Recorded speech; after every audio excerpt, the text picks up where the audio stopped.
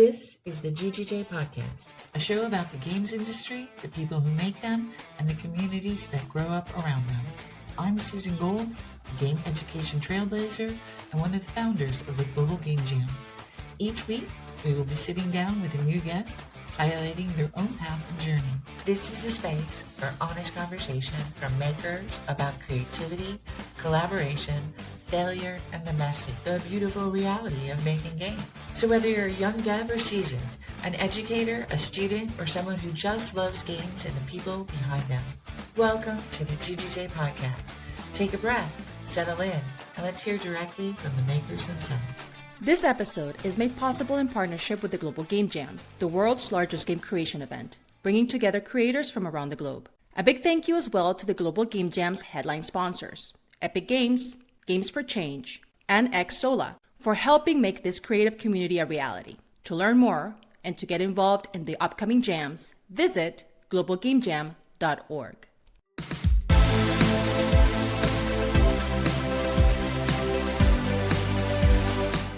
Today's guest is someone who means a lot to me personally and professionally. He's not just a leader in the games industry, he's also one of my oldest industry friends and a mentor who helped shape how I think about the game industry, what fortitude really means, and what resilience is.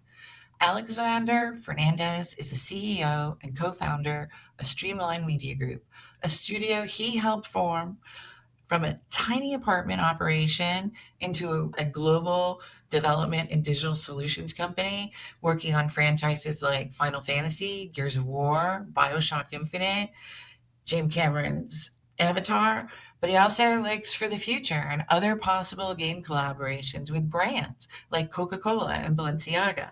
And then over more than 2 decades in games, he and his team have contributed to over hundreds of productions and some of their own. They have generated billions in revenue, and Alex is one of those people who is constantly thinking about the future. He's also the voice behind Video Games Real Talk and StarveUp. He and his team are dominating the global south. He's deeply focused on using games and technology to create opportunities, and he works very closely to close that digital divide. Alex, as my friend, I want to thank you for being here. It's really special for me to really get to share your story with everyone listening. Oh, thanks for having me again. Congratulations for this. So this is super cool that we get an opportunity to talk. I'm really looking forward to it. Well, I think your story is particularly interesting only because I've known you for so long. I have seen your growth. And when I say I met Alexander when 2006? I don't even know how old you were then. I was 25 when we met. So we've known each other for a long time, but for listeners who are meeting you for the first time, how do you introduce yourself and how do you talk about Streamline and StarveUp? Yeah, so hi, I'm Alexander Fernandez. I'm the co-founder and CEO of Streamline Media Group and Streamline Studios. I've been making video games for 25 years. Effectively, what we do is we connect the global south, the global north, in order to help people make hardcore AAA games that basically make a difference in this industry. But we also work with brands and we work with other interested parties who see the video games industry as more of a tool for economic development and social prosperity. So we do a lot of that work as well. I've always been so proud of you, and I've really watched this growth and depth, but you've always had a real mentality of, I am not skating here. And I always feel like you're always working like today is the first day of the job. That StarveUp mentality is in your persona and philosophy. Do you want to talk about that a little bit? Yeah, no problem. So the StarveUp mentality, the reason why we call it starving up is because startups have money. Streamline had no money when it started. We literally had $15,000 in dreams. We were 20 years old, living in Amsterdam. And the only way we could do it was basically say, you know what we don't have in cash, we have in time and our youthfulness. Let's go ahead and starve our way up. And that's what we did. We starved ourselves to get the business to where it needed to be. And I think that ultimately that persona never left because the ingrained attitude of who we are as people and who I am as a person, we never had it easy. It was always a challenge. We started the company in 2001, dot bomb had exploded. Then it's war on terror. Then it's the financial crisis. Then it's another war. Then it's basically the games industry destroying itself. It's constant build up, destroy. And in that process, you understand and you start to realize how life is patterns and everything turns to pattern recognition at one moment in time. And the longer you live and the longer you focus on something, the more you begin to realize how it works. And once you understand how something works and then understand the patterns, you're able to ride them. And this is ultimately what StarveUp is about, is that live long enough in something, you will see it repeat itself. And once you understand that, it's all yours in the end. That's beautiful. I want to go back to how you met the four guys that lived in that apartment. You're one of four, right? And your brother was the other, and then two other people? Yeah, so Hector came in actually a year later. So my Oh, twin brother okay. is Hector. So how we all know each other is that we met on bulletin board systems. So back in the mid 90s, we used to basically connect to local bulletin board BBSs where we would basically exchange mail and use modems and try to find software that we would all enjoy and effectively understand how the internet was forming pre-internet. This is before the World Wide Web, really. So we met some friends that were modding games. We were modders back then, modding Doom, Quake, Duke Nukem, and we ended up all meeting with each other. I was 15 years old when I met my co-founders and partners. They were in Utah working on a game called the Gunman Chronicles, what would ultimately become the Gunman Chronicles. And we met through a friend's brother who had put the team together. Jump cut to 2001. I moved to Amsterdam. I'd say get a job working in IT. And my brother one day sends me a message saying, hey, the guys from Gunman are there. You should meet. And April 1st, I drove up to go see them to a place called Hilversum. We met and I'm like, we should start a company. They're like, we are doing a company. I'm like, let's do it then. And that's how Streamline effectively started to take off. It started to form at that moment in time. Rainier Beninga, Stefan Bayer, Adrian Beninga, Rainier's brother, original guys that were there. And then Hector came a year and a half later. And we just started basically building this company. And it was an interesting experience because none of us were from Holland. Um, those early years, I'm sure you thought that there were days that were total disasters. Give me a little idea of what did it teach you to do? You Yeah. could all live on €1,000 a month, which is not possible now, but what did it teach you? Okay. I want to first address the fact that, yeah, you couldn't do this again because of the economic differences, right? Cost of inflation and everything. But there's a reality that basically you learn pretty quick that if you don't have money and you're young, you have time, and you realize that time becomes currency. So realistically, very quickly, what I began to understand is that I can use time and energy to replace money by pushing myself and using all that energy and all that time to get ahead of the curve of what I'm trying to do. And specifically, what I mean by that is that extra moment to put in that extra email, to do the extra phone call, for us to spend that extra moment polishing that piece of the demo, to basically make that one additional thing that I would otherwise not do if I was just living a normal job and having a normal life. So once we understood time and energy as currency, what we then did is when we looked at money, so for the first 3 years, I didn't get a paycheck. Literally, it was just like starving and making it work, whatever money we could find, put back into the business. That basically helped me understand that what I want and what I need are two different things. I think this is one of the biggest analysis that people have to do. I want everything. Do I need everything? No. What is it that I really need? And then understanding what I really need, food, water, shelter, with the understanding that time and energy can be used as currency, we began to connect a construct of an understanding of a world in which, well, if we're going to go sacrifice the time and energy we have, our youth, trying to make it work in an industry, which at that moment in time wasn't even an industry for most people. I'll never forget the bank laughing in my face, being like, go get a job, kid, because this is not a business, it's a hobby. It was effectively understanding that we had to overcome all of these hurdles that were preconceived notions. Then at the same time, understand how the business is played within the industry we chose to be in, which happened to be video games. So I want to just say in a very simple way that when you choose to work in a specific industry, you need to really understand the economic patterns, the business patterns, the norms, the customs of that industry. But you also have to understand the seasonality of that industry, how things work and when they work at what point on the calendar. Once you learn that, you then take a step back and look at just the overall macro perspective of how does this industry work within the greater context of the economy, which then allows you to understand, well, if once those patterns start to repeat, and again, this is time and understanding, you begin to put these dots together. But of course, 20-year-old Alexander doesn't know any of that. 22-year-old Alexander starts to get an idea around it. But by 24 years, and we're starting to make in money, we're starting to really start make money, that's when we're like, oh, this is how it works. But it took 3 years to figure it out. 3 brutal years, 3 years in which I would never throw it on anybody. Yet at the same time, I love every minute of it, because when I think of my fondest memories, it's those memories. Those are what I think about. I hear you. But I also hear someone that was determined that you were going to make games for a living, but you had that passion first, and then you were figuring out how to build a plane while flying it, got it. But at the same time, you had a team of people that were close, living in close quarters. How did you manage and handle inevitable disagreements and pressure in those years? How do you maintain relationships? It's funny because I think you say something very clear, that when you understand the circumstances you're in, once you understand the dynamics of people, by understanding yourself, you're able to start to communicate properly. So first off, there's no science, there's no secret.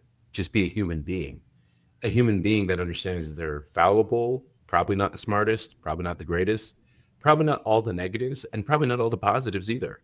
But once we understand that neither one of us have an edge on what it means to be human, that's where you just face the reality that real talk, real conversation, real communication, structured by the altitude of the want and the desire to make it in this industry, to be in this business, and then the truth that we need each other to get there, that thins out the bullshit. I'm sorry, is this a G-rated show? I No, apologize for it's not. swearing. Okay, just to make sure. Well, You like, can say yeah. whatever you Okay, well, want. so here's the thing. It's like everybody wants to be agreeable, but life isn't agreeable. Life is conflict. And understanding conflict management and not being conflict avoidant is by far the single biggest thing I can tell anyone listening to this. If you are a person who runs away from disagreements or from conflict, you will not survive in this business. Or what will end up happening is you'll be put in a position where you will be utilized. That is the problem. And I think this is the key that we learned as early on as a group, is that we knew survival came down to all of us aligning, removing the ego, cutting the bullshit, and getting down with the work. And when you basically use economics as a way to focus on something, meaning that the higher we go up, the thinner the air, the less bickering you can do because you don't have enough air to breathe. That is how you got there, because we learned super fast. I can either complain about something that really doesn't mean something, or I can focus on what pushes the agenda. And by doing that, snapped us in line. And you took a bunch of young kids, a bunch of 20-year-olds, and said, make video games, young men, and go do it and survive. And that's what it was. And so we didn't have to, what was there to argue about? I have nothing. Oh, so do you. Then there's plenty of it for all of us. But then, you became successful. You went from $6,000 jobs to multi-million dollar Yeah. deals. And then in 2008, 2009, you kind of hit a wall. Can you Yeah. walk us through the moment when you realized that Amsterdam Studio might not survive? Yeah. So here's the thing that's beautiful about this is, and I would set the stage for everyone to understand something. We started this company with 15 grand. We didn't know what it was going to become. All we wanted to do was make games, be 20 years old, live in Europe, live in Holland of all places, and, video games, art, and Holland, which all go hand in hand. And so we were already winning, and we were doing deals. By 2004, we were making over $1 million, and it was just coming in. It was an incredible shift when that happened. But this is where you begin to realize that this industry is so dependent on the real economy in ways that people don't understand. And I think that for the first time, that the moment in time where these funny little things that we call a hobby was a real business really became clear during the financial crisis. So in 2007, I signed in around August, I had signed 15 million euros worth of deals, right? In US dollars, it was close to 20 million locked in. Huh? And this is it. Launchpad happens. Here we go. It's happening. But then in 2008, Lehman Brothers goes bankrupt, Bear Stearns collapses, and we start to see the financial crisis creep in because, everyone deserved a home even if they couldn't pay for a home. And then Wall Street decided to sell it to everybody because what do they care? They're making money too. So the original video game finance was at its maximum hit. It's pushing it out. And we start seeing just how much video games is financed by credit. And it's financed by credit because who in their right mind is ever going to put money in video games? Let's just be honest about that.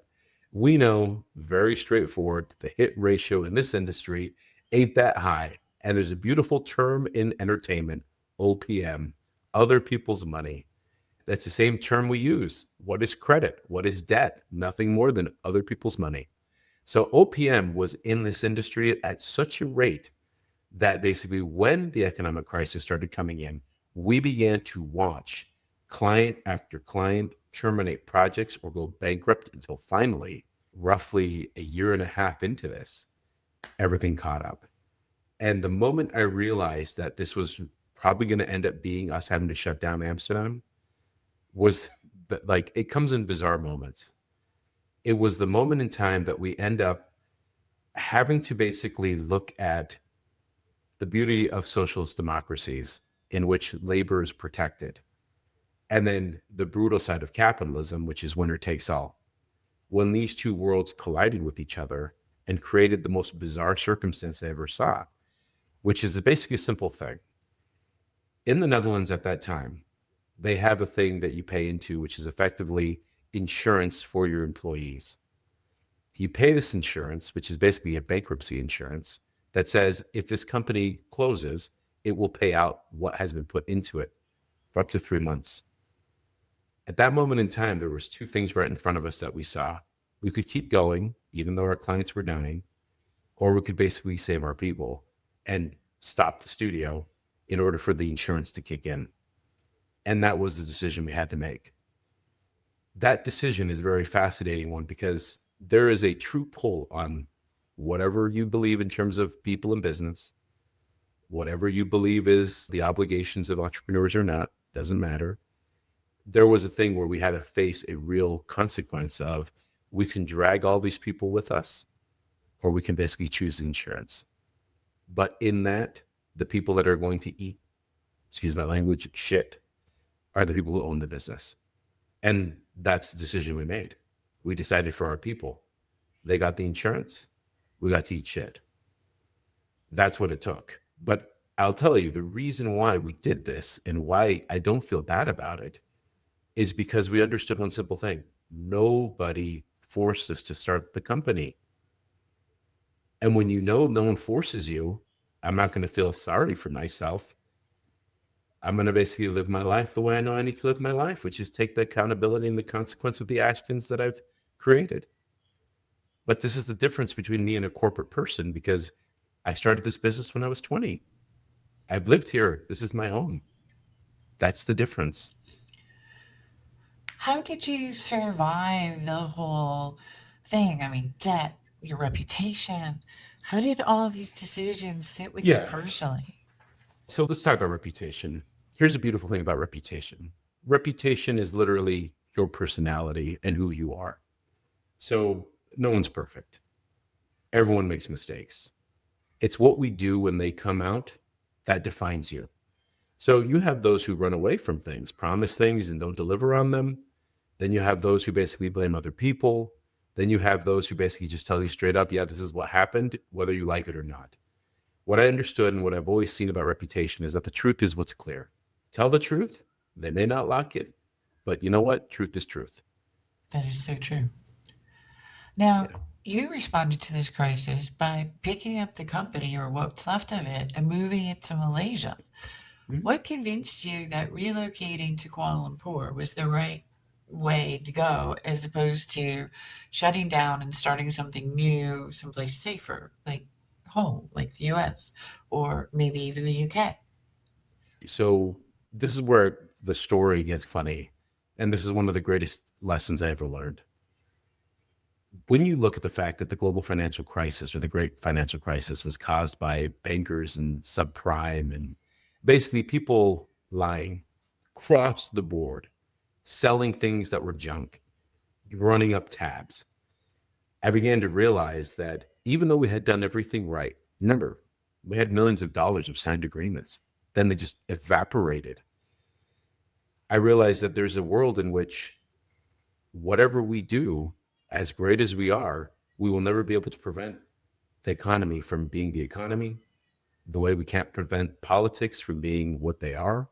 So we have to best learn how to surf those waves and sail those oceans. So at that moment in time, I began to realize as we looked at the business, there is a truth of running and making video games. It's labor intensive. At the time, computers were not cheap, but they weren't super expensive. And software was only getting more expensive. So, what we knew at that moment in time is that making video games in the Western world was going to become cost prohibitive. And we saw that from Amsterdam because the cost of running a business in Amsterdam was already high. We already saw the costs we were paying just to keep the business running. And it was a very simple prediction that if you look at it over the course of the next 10 years, it was going to continue to be expensive. So we started doing feasibility studies. We actually looked at 17 different cities around the world, did the feasibility studies. And then one day I get an invitation to go speak at a creative event in KL. I go there with my partner, Stefan. We show up there. And within 24 hours, we realize Malaysia is where we need to be. They have the talent. It's raw, untrained, but it's fluent in English and it has the desire. You have a government that's wanting to support and is supporting their people, and you're in a relatively cost effective part of the world. It ticked all the boxes. And at that moment in time, we're like, you know what? Malaysia is where it needs to be. And then it clicked with the economic thesis we had, which was very simply this: costs are only going to keep rising in the West and in the North. We need to make sure that we can catch the wave that is basically going to be the next generation and focus on that, which is what we did. And you've really been a big part of growing the Malaysian game economy. I know that.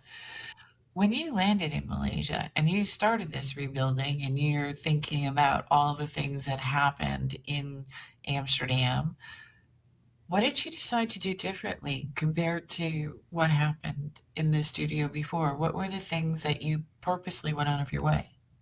I think there were three major things. One is basically economics became the core focus of everything we did. Everything was economics. It was understanding our unit economics down to the hour spent.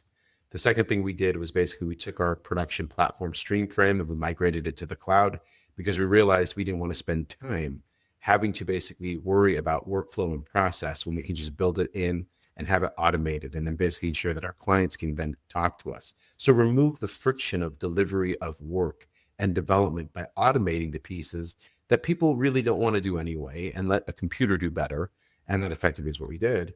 And the last thing, and I think is the most important thing, is really continue doing what we had done in Amsterdam, which is recognize that the world has talent. Talent generally doesn't always have a avenue to meet the world.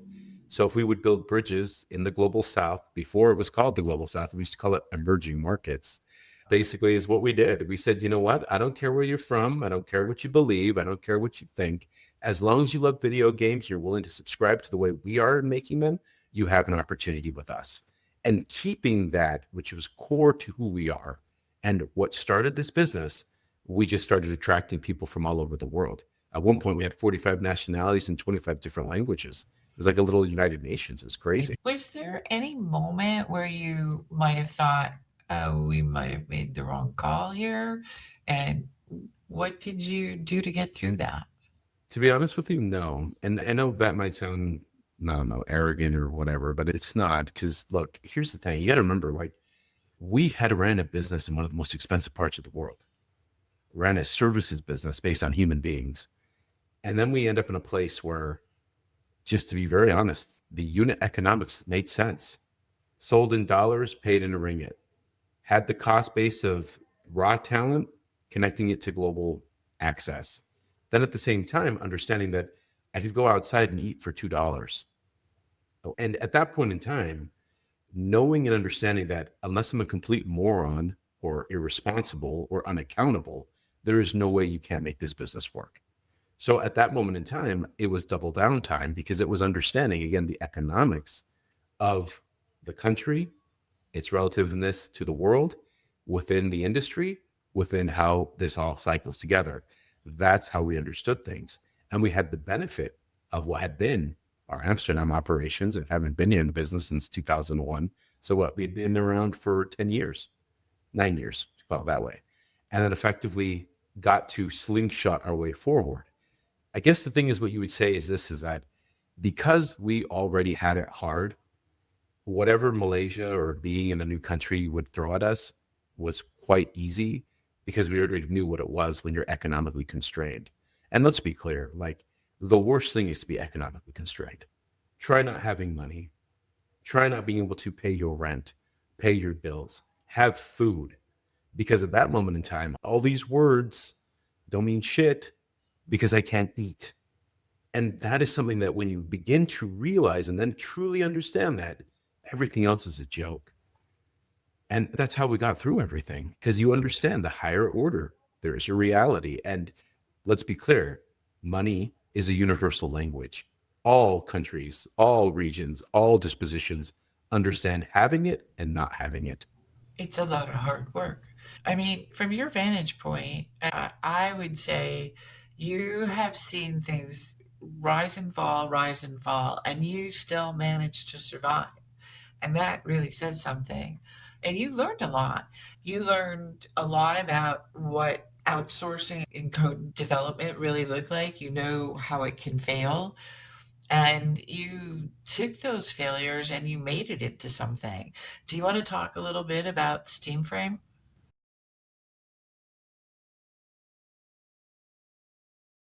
Yeah.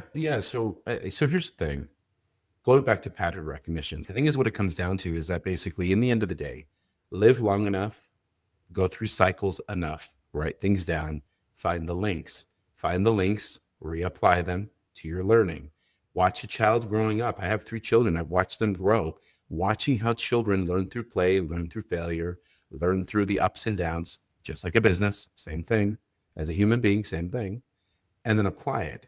So when we looked at development and we looked at production, we knew through the successes, the failures, the communications, there's a better way to make something because we've made it so many times. We took that knowledge, enshrined it into code. Code becomes law becomes the way you execute. That level of removing the redundant, the remedial, the repetitive, so that the human can live in their zone of genius is literally what we do with Streamframe. We don't want people to be the best pattern recognition person when a computer can do that. I want them to make great art. I want them to make great designs. What I don't want them to do is the best spreadsheet manager, the best data entry person, the best person to basically filter alphabetically. I'm not doing that. So we started to develop technology, Streamframe specifically, to run our organization on a global level, production level, studio level, and ultimately for me to be able to make decisions without having to ask too many people what's going on. Because again, we've seen the cycle, we've seen the pattern, we understand what things look like. We've lived all the hype for 25 years. And the one thing I know to be true is that this bandwagon of jump on the latest trend is exactly what this industry is about. And then at the same time, it's also about the bloodletting. So let's be super clear about this. The volatility of the video games industry is the feature. Empires rise and fall, fortunes are made and they're lost. Yet at the same time, that's what allows the new blood to come in and ride the train up or ride it back down. Also for the old blood to do the same. But there's a key: technology, if applied appropriately, levels out that curve of the peak and the valley. When you harmonize it in, you don't die by falling.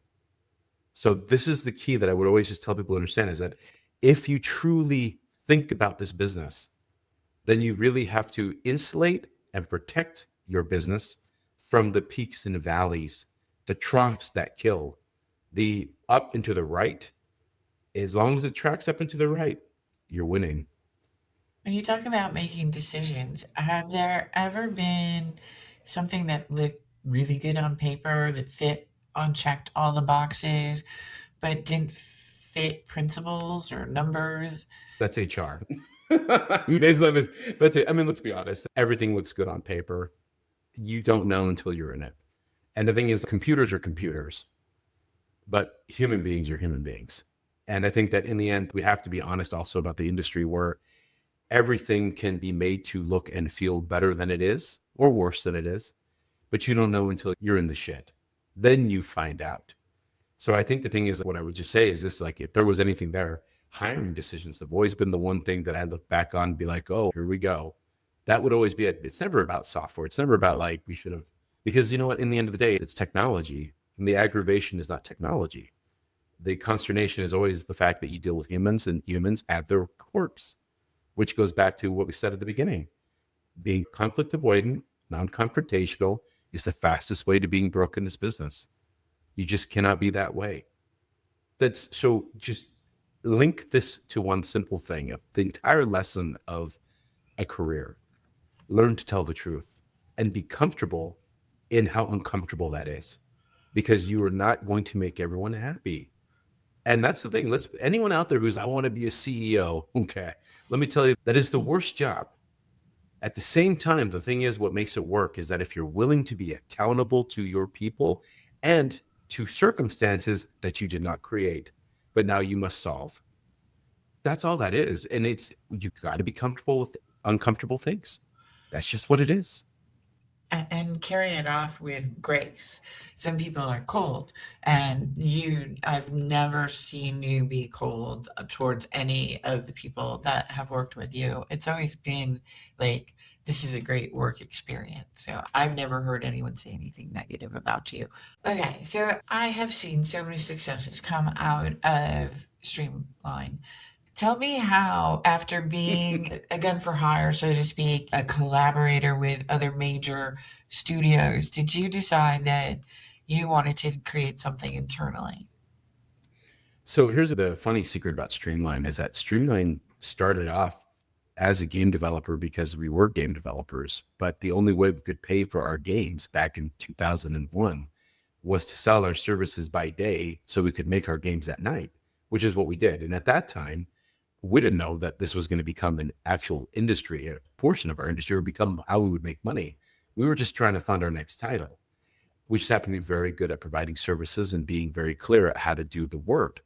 So it was always something we were doing. Every year we would have something in development. We were trying something new.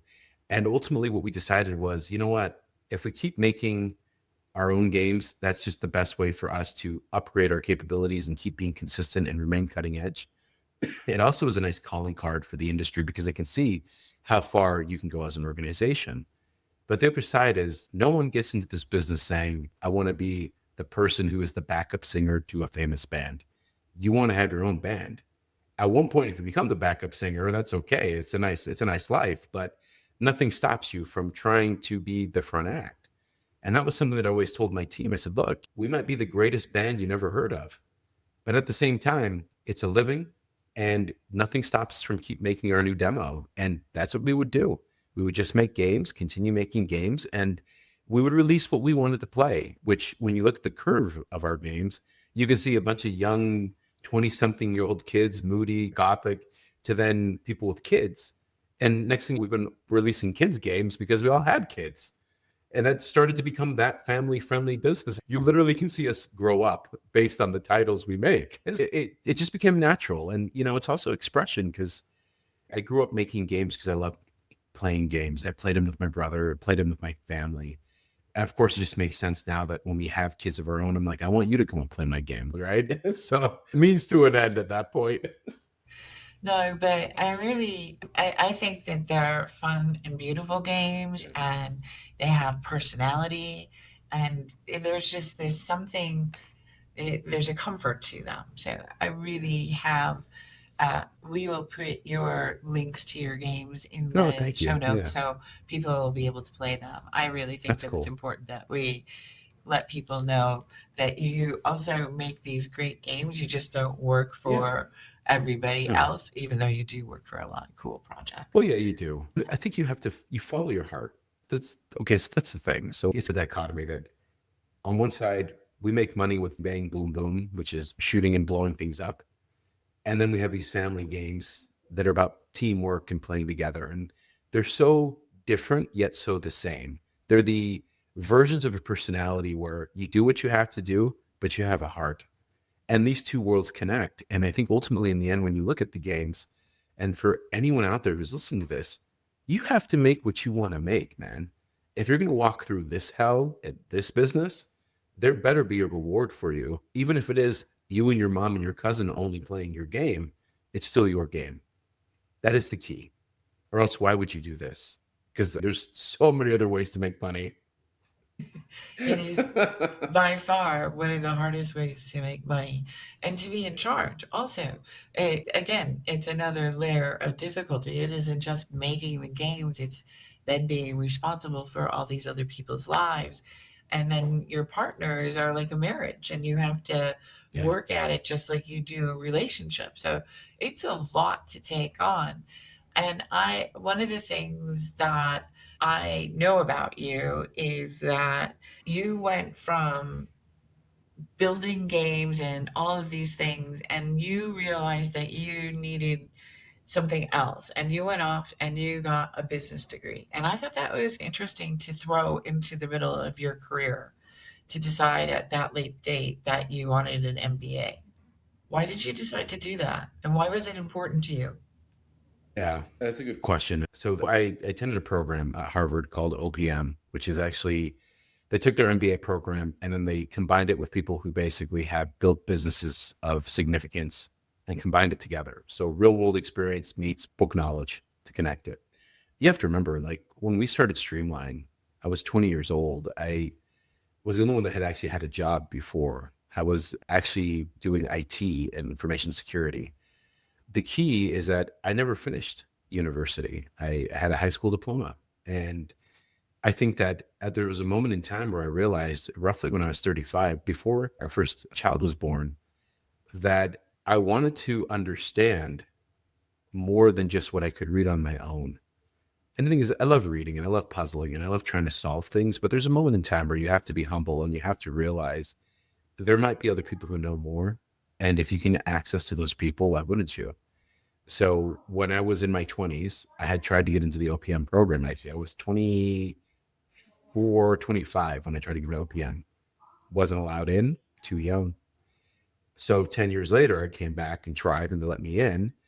And it was the greatest experience of my life. Of course, Harvard's incredible and it's a great school. It has amazing thinking and the campus is important. An incredible piece of that is they're the teachers. But really what it was meeting people like me who were self-taught or found themselves in a position where they needed to learn more and they wanted to apply themselves and to make relationships with people that I had never met before that were similar to me. So the education plus the network plus the understanding of life outside of the video game space, that's really what it came down to. And then ultimately also just as a human being, wanting to know that this wasn't just some accident. Like I didn't just, oh, it just accidentally happened. It accidentally worked out. And, there might be people be like, okay, how can it accidentally happen? There are some people that get lucky. I wasn't born lucky, but I'm hardworking. And so what I wanted to see was what happens if hardworking meets formal education and an understanding. And that's what I got. And that one decision, like, to be very honest with you, if you were to look at this on a revenue map, going to that school unlocked what I would then say at least 10x because it went from like here to here. That's the difference that it made. And so that's why I'm a person who always say about education. Okay, you went to college, cool. You don't have to go to college to make video games. If there's one business where really that doesn't matter, it's this one. Yet, if you do go, you need to learn things that are probably outside of your core. And those things will make the difference. So let's be clear. I didn't go to Harvard to learn video games. I went to Harvard because we were going to learn about business and what it means to operate and grow a business from 10 million to a billion. Let's just use that number. That way of thinking, that way of understanding, that way of being able to interrogate yourself and at the same time see the world for what it is, not what you'd like it to be, that was the difference. One of the things that I know about you is that you've always been curious. And despite not going to college, you always made sure you were educating yourselves, all of you. But additionally, like I saw you go out of your way to teach a lot of people what you learned. And that's another thing that it's really hard to describe what the giving back is, but I think that has also been a big part of who you are. You were a big part of the Global Game Jam, and you were on the board for many years. You helped make and steer a lot of decisions. Additionally, you worked with a lot of other nonprofits and as well as with the people in Malaysia and different NGOs and things going on there. That's been a big part of you. How do you integrate all of that plus have a family and do all of those things? How do you manage to keep yourself whole, not burn out, not fall apart? What are the key Yeah. things that make you able to wake up every morning and go off to work at 6 a.m.? Yeah, it's 4:30 now because of the kids. Oh, God. If I want daddy time for me time, it's 4:30 in the morning to 6 a.m. And that's what happens. But okay, I think if you really want to know how good you are at a subject, teach it to someone. If you want to just be very direct, teach, and then you'll find out, are you that good or not? And it's not because of your capability, it's watching the other person's capability grow and they excel and one day surpass you. I think the other side on this is that you come to a moment in time, at least I did in my life, where I read a lot, I executed a lot, I burned my hands every which way, I cut my face on everything. And then I knew that there will be a moment in time where I won't have the energy for this anymore. And that when that day comes, I want to know that whatever this experience was more useful than just the money in my pocket. So being able to provide that to other people was extremely important to me. And I just got to a point where I was like, you know what? If Streamline and myself can help to onboard the global South with anyone who wants to, wherever they are, we're going to do that. And what we're going to do is just be frank and honest and to the point. We're going to take away the decorations and oh, it's all about beauty and this. No, it's not. It's hardcore. This is what it looks like. Because what we're not going to do is basically bring in people who get victimized by it. Because you need to know eyes wide open what it is. Know the game you're playing is basically what that is. At the same time, it's not gloom and doom. It's beautiful, but you have to be honest about it. And I think this is where when you look at the writing and you look at the videos and you look at the stuff that we've done as an organization, we always come back to a core center that we're eternally grateful and have a lot of gratitude for the opportunities we've had, for the punishments we've taken, for the failures we've had, but we refuse to let them twist and distort our understanding of life. Because in the end of the day, you don't need video games to live. It is such an opportunity to work in this space. But at the same time, we're also not going to say as though it's just the easiest thing ever. And I think those two things being true is what we focus on to say, look, all the blessings we've ever had, all the opportunities we've ever had, the chances we've had, we're going to give back as much as we can to whoever wants to help or to be a part of it. So, there's a moment in time where you're like, okay, how about we teach some of these kids to actually be in this industry so they too can then move their lives up. So their economic mobility, social economic mobility goes up as well. And they get to inherit this. Yeah. And that's effectively what's happened. As we wind this down, I want to ask you, what is making you excited right now in our industry? There's actually three major things that I'm excited for right now. Number one is that I'm excited for the next 3 billion people to be joining the games industry. And what I mean by that is the global South, Southeast Asia, Africa, Latin America, Middle East. They're all coming. They're coming, they're playing, they're making great content. They want to be making their own culture. They want to see their imprint on this world and in this industry, which I think is fantastic. So we're going to net positive on that as an industry. The other thing is basically the leveraging of technology. We are seeing our new platform, Streamframe, the new versions coming out here, which we're super excited about. And I love it because I like automation. Again, I want people to live in the zone of genius, their zone of actual maximum capabilities. I don't want them pushing buttons and reading spreadsheets. It's just stupid. Why are we doing that? And then the last thing is really more of a philosophical change of what this industry is becoming. And I think that this is probably the hardest part for people, but the truest part about it. We are going to a Hollywood style production system. The games industry has all but decided that games will be made by teams that build up and build down, scale up and scale down. It will be more of a industry where people work together, but they will not have these formal working relationships. Like being employed, especially in the global north, US, Europe, Canada, where the costs are prohibitive, people will become entrepreneurs. They will become either a band of people that roam together or individual contractors. And yes, I know how scary that is for people to hear, but you have to get past the fear and realize what it means is the freedom, the opportunity to choose and work on what you want, but it does mean becoming responsible for yourself. But I don't think this is just a video game situation. This is the world economy. And the industry has a tendency to react quicker to these changes than other industries do. It's So adaptability. It 100%. it really is. Besides looking up on YouTube to see video game real talk old episodes, how else should people try to catch up with you or follow your work? Are you starve up on everything? Yeah, so everyone gets to basically be nauseated with my photography. If they go to my Instagram, they can see my photos, or you can see Alexander in his street photography. So I'll go vomit on them. StarveUp underscore on Instagram and Substack. I actually, on Substack, I release an essay nearly every week about a subject matter, specifically to video games or something related to leadership and management. It's the written form of sending knowledge and spreading the knowledge, like sharing it and say, hey guys, here you go. And again, I'm not going to say what I know is right. All I know is that it worked for me and this is how, and here's where it worked and here's where it failed. But I'm willing to open it up to people because again, I know how hard it is to hear the truth. Alexander, I want to thank you again. I want to wish you and Streamline the most success. I just can't even tell you how proud I am to remember that 25-year-old I met in Singapore, and I was like, who is this guy? He's just a baby and he's telling people like the truth. And I'm like, ooh, I want to know you. And then we turned into family. So I feel so fortunate.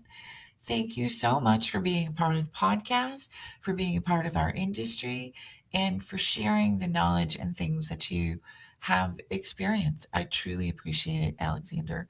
Thank you so much. Thanks for having me. And again, thanks for everything you do. It's been fun. Thank you.